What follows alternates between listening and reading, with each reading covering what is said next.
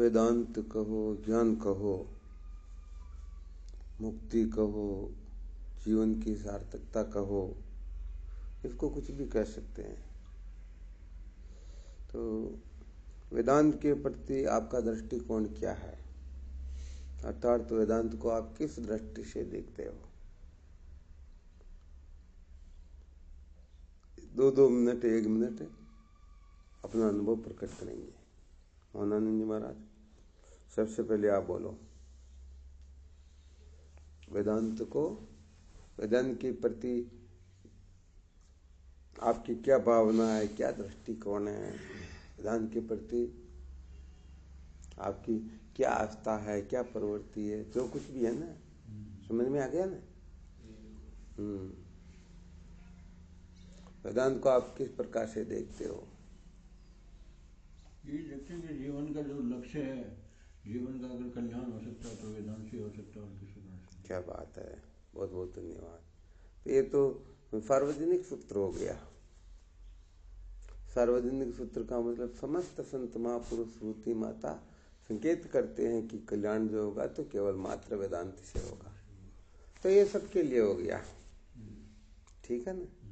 अब हम इस सूत्र को अपने जीवन में प्रतिष्ठित करना चाहते हैं, ठीक है ना? अब सोच करके बताओ, अपने व्यक्तिगत रूप के लिए। व्यक्तिगत रूप से ये है ना, मुझे सबका कल्याण इसी से हुआ, इसके अलावा किसी से हुआ नहीं हुआ, तो मुझे भी इसी को अपनाना चाहिए, इसी से मेरा भी हो सकता है, इसके अलावा कोई रास्ता ही नहीं। ये भी जो बात हुई, ये भी एक प्रकार से सार्वजनिक हुई कि भाई मुझे भी ये अपनाना चाहिए, सबको अपनाना चाहिए, तो मुझे भी अपनाना चाहिए। परंतु यहाँ पर मुझे अपनाना ही चाहिए, मैं अपनाऊंगा, मैं इसको महत्व दे रहा हूँ, बहुत अच्छी बात है। मैं इसको समझूंगा, धारण करूंगा, इसके अनुसार अपना जीवन बनाऊंगा, तो ये भविष्य काल हो गया, वर्तमान वाली बात नहीं हुई। अगेन समझ? अब और बोलो। और ये कि मैंने पूरी निष्ठा करनी है, पूरी प्रतिज्ञा करनी है कि इसके बगैर मेरा जीवन नहीं। बहुत धन्यवाद। जो भी क्रियाकलाप होगी, जो भी कुछ होगी, खाली इसीलिए होगी कि मेरे जीवन का उत्थान कैसे हो, मेरे जीवन। आप बोलो। अब ये भी जो सूत्र प्रस्तुत किया ना,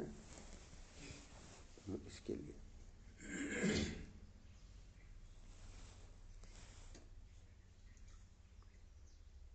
इसमें स्वामी जी, ये जीवन जो है हमारा, इसका हमें निश्चय हो जाना चाहिए ऐसा कि वेदांत जो है,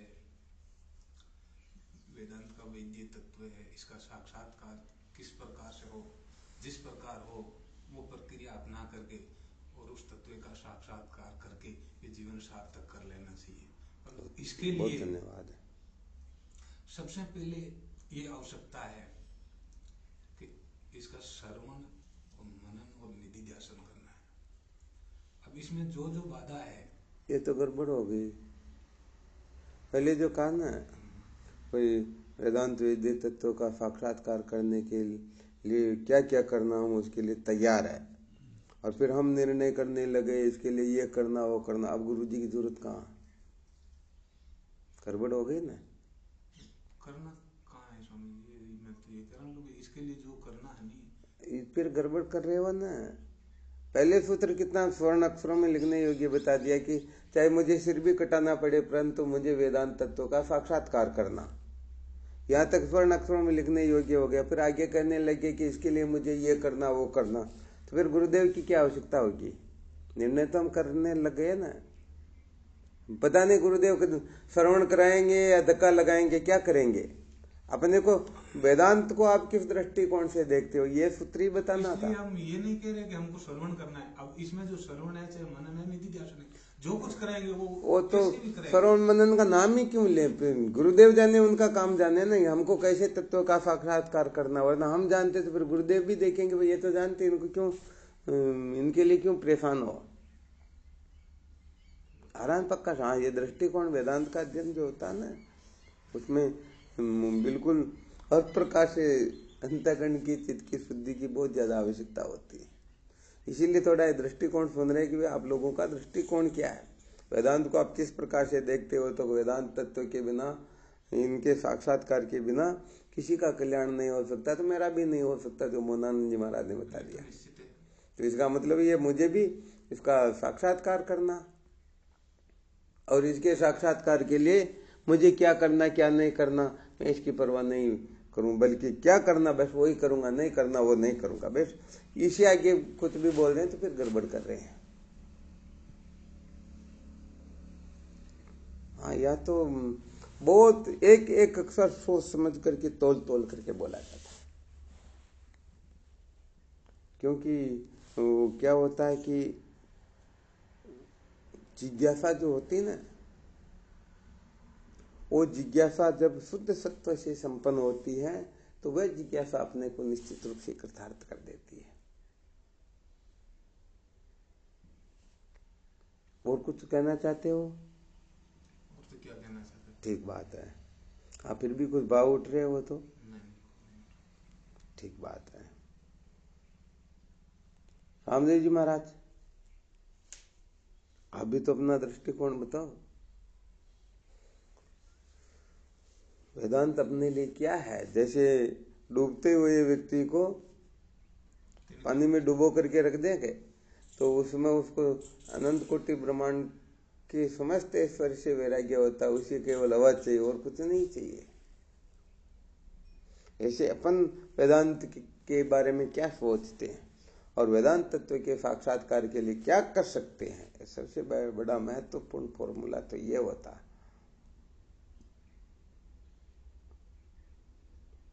इसमें श्रुति संत सबको छोड़ दो, केवल गुरुदेव क्या कहते हो हम कर सकते हैं या नहीं कर सकते, वो जिसके लिए मना करते हैं हम उनका निषेध कर सकते हैं या नहीं, वरना बहुत सारी श्रुतियां बहुत सारे संत, फिर वो जीवन ऐसे अस्त व्यस्त होता रहेगा। वो समझो फिर भटके हुए ही हैं। तो जितने अधिक शास्त्र पढ़ता ना वो सबसे ज्यादा भटकता, क्योंकि उसको पता ही नहीं होता क्या पढ़ना होता है क्या नहीं पढ़ना होता, क्या करना होता है क्या नहीं करना होता।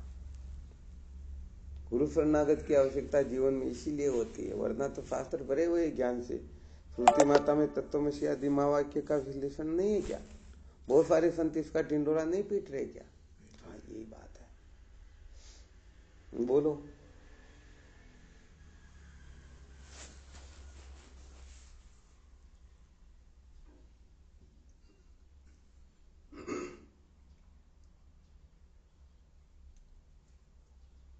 हमारे विचार होता तो कभी कब हो जाता।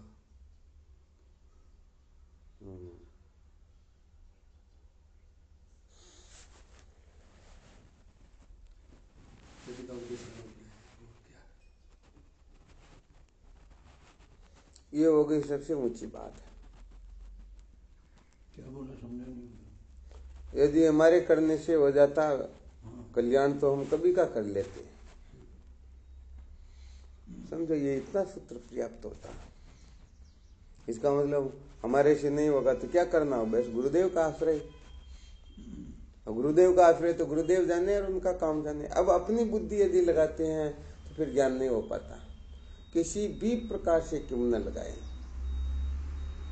क्योंकि बुद्धि जो ग्रहण करती आत्म तत्व को तो ग्रहण नहीं कर सकती, और बाहर जो ये बहिर्मुख करके निश्चय करती तो यथार्थ होता नहीं। जैसे चिड़िया बाज के वैसे घोंसले में जाती है बचने के लिए, और वहां जाकर के क्या देखती है, अंधकार देखती है, तुरंत डर के बाहर निकलती और बाज के द्वारा ग्रसित जाती है। तो ये बाकी की जो भी प्रक्रिया होती है ना अपने मन की बुद्धि की, ये सारी की सारी गड़बड़ियां हो जाती है। ये बहुत बड़ा सूत्र सच में, क्योंकि हम किसी भी वस्तु को देखेंगे तो अपनी वासना अपने संस्कार के अनुसार देखेंगे। और वेदांत तत्व के साक्षात्कार में सबसे बड़ा यदि कोई रोड़ा होता है ना, तो सबसे बड़ा रोड़ा यही होता है कि हम अपने संस्कारों के अनुसार संसार को देखना चाहते हैं, क्योंकि अपने को संसार को थोड़े देखना, अपने को तो आत्म तत्व का साक्षात्कार करना ना भाई। अपने को कहने का मतलब सोने की नाव हो उसी में बैठे, इसमें नहीं बैठे तो अपने संस्कार हो गए ना। अपने को तो पार जाना, सुबह से शाम तक एक सज्जन उस नाव को देखा, उसको देखा, उसको देखा, सुबह से शाम हो गया। अरे भाई तेरे को बैठ के जाना ना, किसी में एक आश्रय ले बैठ और पार हो जा। और देखता तो अरे इसमें ये कमी है, इसमें ये कमी है, इसमें ये कमी, ये क्या हो गए? अपना संस्कार हो गए। अपने संस्कार के अनुसार चलना चाहेंगे या चलाना चाहेंगे? सत्य बात कहे तो अपने संस्कारों को मूल सहित भस्मीभूत करने के लिए ही गुरुओं की आवश्यकता होती है। हाँ, ये बहुत बड़ा सूत्र होता, बहुत अधिक इसका मंथन करना पड़ता। ये रहस्य जब समझ में आता ना मोहनानंद जी, तब सचमुच में वो ब्रह्म विचार की ओर विशेष रूप से प्रवृत्ति होने लगती है। तो कितना ऊंचा सूत्र! अपने जो संस्कार है, हाँ, यदि यही परमार्थ होते, इसी से कल्याण हो जाता, तो फिर गुरुओं की आवश्यकता ही नहीं होती। होती क्या? कभी नहीं होती। तो हम अपने संस्कारों को काटें, ये तो और विशेष बात होती है, परंतु अपने संस्कार के अनुसार इस पूरे संसार को देखना चाहे, चलाना चाहे, हो जाएगी ना गड़बड़। तो इन संस्कारों को ये ज्ञान कहते हैं। अच्छी तरह से समझ लेना। ये वेदांत के स्वाध्याय चल रहा, वेदांत का अध्ययन चल रहा। अभी ऐसा नहीं कोई किताब लेके बैठेंगे तब आपको आप समझोगे ये अब हमारा वेदांत का अध्ययन शुरू हुआ। ये थोड़ी भूमिका बता रहे हैं। इसके बिना सचमुच में पढ़ते रहो, कल्प कल्पांतर तक पोतों को पलटते रहो, 1% ही फायदा होने वाला नहीं है। वेदांत का अध्ययन होता ही नहीं। वेदांत का केवल मात्र श्रवण होता, और वो भी गुरुदेव के सानिध्य में बैठ के। इसलिए रामदेव जी महाराज समझ में आ रहा, सबसे बड़ा गड़बड़ घोटाला होता अपने बुद्धिजन्य संस्कार। अपने बुद्धि में जो अनादिकाल के अनंत जन्मों के जो संस्कार पड़े हुए हैं ना, ये ठीक है, ये ठीक नहीं है, ये जो संस्कार है, ये संस्कार अपने को और नीचे गिराते रहते, और गिराते रहते, और गिराते रहते। ये संस्कार ही तो अपने को संसार को सत्य समझने की और प्रवृत्त करते रहते हैं। संसार सत्य है क्या? संस्कार ही आ गया समझ में? तो अपने संस्कारों को काटने के लिए ही गुरुओं की आवश्यकता होती है। तो एक तो संस्कारों को नष्ट करवाना, और एक दो संस्कारों को और बढ़ाना। यहाँ पर तो सत्य बात ये होती, हम अपने संस्कारों के अनुसार चल रहे, ये भी बहुत बड़ा रोड़ा हो जाता है ब्रह्म विचार के अंतर्गत। तो हम अपने संस्कारों के अनुसार दूसरों को चलाना चाहे, ये हो गया सबसे बड़ा, हाँ, बड़ा खतरनाक होता है। इसके लिए तो कहने का मतलब, एक छोटे से सूत्र को समझने के लिए भले 1000 जन्म लेकर के इसका रहस्य समझना हो, फिर भी सौदा सस्ता होता, समझना चाहिए। ये अब क्या होता है कि ये अपने खोपड़े से बड़ी मुश्किल से निकलता है। सच कहे तो निकलता ही नहीं है। ब्रह्म विद्या में सबसे बड़ा जो प्रतिबंधक होता है ना, सबसे बड़ा यही होता है। इसी के कारण हम ब्रह्म विचार नहीं कर पाते, बल्कि स्वतः ही संसार का चिंतन होता है। किसका चिंतन होता है? संसार का। इसलिए अभी तो केवल संस्कार की चर्चा चल रही। यहाँ पर आकार, प्रकार, संस्कार, विकार, ये 4 प्रकार के होते हैं। इसमें से चारों से जब हम छुटकारा प्राप्त कर लेंगे ना, तब समझो अब वेदांत विचार करने की योग्य हुए। अब सचमुच में तत्वमसि महावाक्य के रहस्य को हम धारण कर सके, श्रवण कर सके, ऐसी क्षमता अपने में उदय होने लगी है।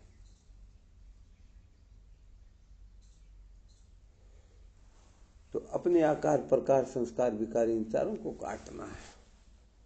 चारों को कट गए, फिर किसी प्रकार का संशय विपर्य रहेगा ही नहीं, कहीं अटकाव रहेगा ही नहीं।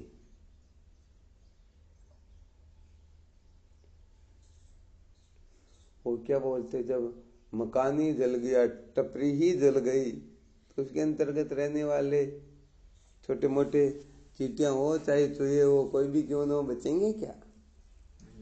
ये सारे के सारे चूहे हैं। ये संस्कार जो केवल काटने में लगे रहते हैं। मोहनानंद जी कुछ कर रहे तो हम चाहेंगे मोहनानंद जी ऐसा क्यों करे, ऐसा करो, ये क्या हुआ? गड़बड़ संस्कार हो गया ना। हालांकि हो सकता कोई अच्छे हो तो उनका तो कल्याण होगा, परंतु अपना तो टाइम बर्बाद हो गया, हुआ ना। तो चलो अच्छे साधकों के लिए बातें अलग होती, फिर भी संसार के लिए करने लग जाएं तो बड़ा गड़बड़ घोटाला हो जाता है। वरना सच्चा साधक जो होता है केवल और केवल मात्र अपने आकार प्रकार संस्कार विकार इन चारों को काटने का ही प्रयत्न करता है। चारों का सम्यक प्रकार से खंडन हो जाए, समझो यही जीवन की सार्थकता होती है। तो अपने से जितना कट सके उतना तो काट लेना चाहिए। आ गया समझ में? हाँ, इसलिए वो थोड़ा आपको संकेत किया था भाई अपने को यहाँ तक बोले ये स्वर्ण अक्षरों में लिखने योग्य हो गए, परंतु जब कह दिया कि भाई इसके लिए हमें श्रवण करना होगा, मनन करना होगा, तो बहुत बड़ा गड़बड़, ये अपने संस्कार हो गए। पता नहीं हमने कहाँ से सुन रखा, क्या कर रखा, उसके अनुसार हम उस भावना से भावित रहते हैं।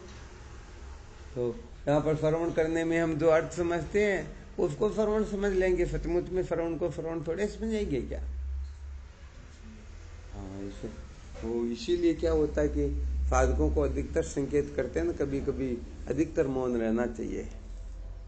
मौन रहने का मतलब यह नहीं केवल चुप हो गए, बल्कि मौन रह करके भीतर इतना चिंतन करे, इतना चिंतन करे कि हम जिस प्रयोजन के लिए अवतरित हुए बस वो अपना प्रयोजन पूरा हो जाए, वो सार्थक हो जाए।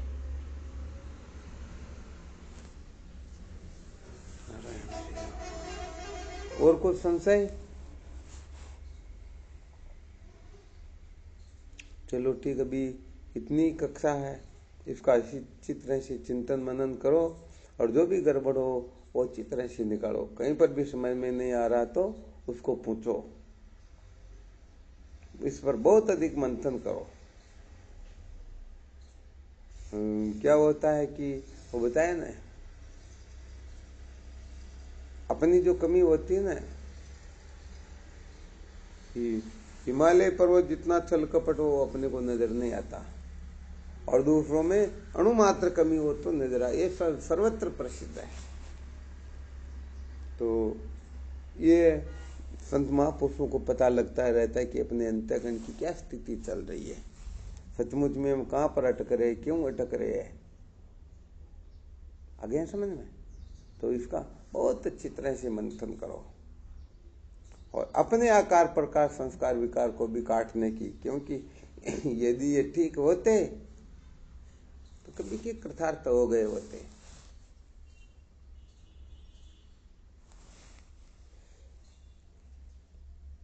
चलो इस पर और थोड़ा बहुत चिंतन मनन करेंगे, फिर देखते हैं, नहीं तो सुबह से फिर विचार चंद्रोदय का प्रथम कलाकार रखेंगे और क्या, शाम को भी रख लेंगे तो भी कोई दिक्कत की बात नहीं। क्या होता है, जितना चिंतन मनन हो उसके जितना समय मिलेगा अधिक से अधिक अपने को समय को सार्थक करना है।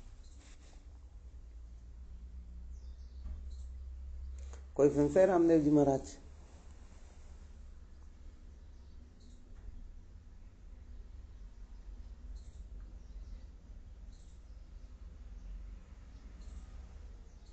मोहनानंद जी महाराज, संकेत समझ में आ गया कि मैं ब्रह्म विद्या के लिए क्या कर सकता हूं, अर्थात समस्त विश्व को त्यागने की सामर्थ्य है। हाँ, यदि संकेत कर दे सबका त्याग कर दो तो हम कर सकते हैं या नहीं। हालांकि ये तो बहुत दूर की चीजें हैं, इससे बड़ी चीजें तो और बहुत ज्यादा है। इसे भी बड़ी और इसे भी बड़ी और इसे भी बड़ी और सबसे बड़ा ज्ञान होता है। जो छोटी छोटी चीजें नहीं त्याग सकता वो क्या ज्ञान का त्याग कर पाएगा, है या नहीं है? हाँ, तो अपने में कितनी पावर, मैं क्या कर सकता हूं इसके लिए। अर्थात यहाँ पर संकेत यही समझना चाहिए कि बिना गुरुदेव की कृपा के ज्ञान की निवृत्ति होती ही नहीं, और गुरुदेव ऐसी कृपा कर दे कि मुझे तत्व का ही उपदेश करे और कोई इधर उधर का गड़बड़ घोटाला करे ही नहीं, तो इसके लिए तैयारी तो अपनी कोई करनी होगी ना। तो इसके लिए हम क्या कर सकते हैं? गुरुदेव की आज्ञा पालन करने के लिए हम शीश कटा सकते हैं या नहीं, या नाखून भी नहीं कटा सकते हैं। हाँ, ये ब्रह्म विद्या जो है ना, इसका जीवन में प्रतिष्ठित होने का यही संकेत होता है। बाकी हम चाहे कि अपनी वासना पूरी होती हो, ऐसे गुरुदेव कहे वो तो हम कर लेंगे, और जिससे अपनी वासना पूर्ति नहीं होती वो नहीं करते, तो ये हो गया बहुत बड़ा गड़बड़ घोटाला। या तो फिर सचमुच में हम साधन संपन्न नहीं है, चतुष्टय साधन संपन्न नहीं है, या ये अपने में ऐसी श्रद्धा नहीं है। आप बोलते हैं ना भजन, गुरुदेव बेचे तो बिक जाना, आता है ना भजन में। तो अपन कितना कर सकते हैं, इसका बहुत अधिक मंथन करना। यदि इस जगह पर खरे उतर गए तो समझो सचमुच में आपका अंतःकरण शुद्ध है, सचमुच में आप तत्व के जिज्ञासु हो, आप में विवेक वैराग्य फट संपत्ति में मुक्ता कूट कूट कर भरी हुई है। और यदि ऐसा नहीं है तो अभी हम बहुत पीछे चल रहे हैं, फिर इसके लिए थोड़ी तैयारी करो। क्योंकि वो तो ये जो अपन प्रमाण पत्र प्राप्त कर लेंगे ना, इसके योग्य हो जाएंगे, तो गुरुजन तो न चाहते हुए भी उपदेश कर देंगे। सदा ध्यान रखना, कमी अपनी होती, गुरुदेव की होती नहीं। गुरुदेव तो सदा सर्वदा उपदेश के लिए तैयार रहते, परंतु और करते भी रहते, परंतु अपनी आंख फूटी हुई होती इसलिए देख नहीं पाते, कान कटे हुए होते इसलिए सुन नहीं पाते, मन संसार की ओर लगा हुआ रहता है, इसलिए कुछ इस ओर प्रवृत्त होना ये कुछ नहीं कर पाते। चलो ठीक, बहुत बहुत धन्यवाद।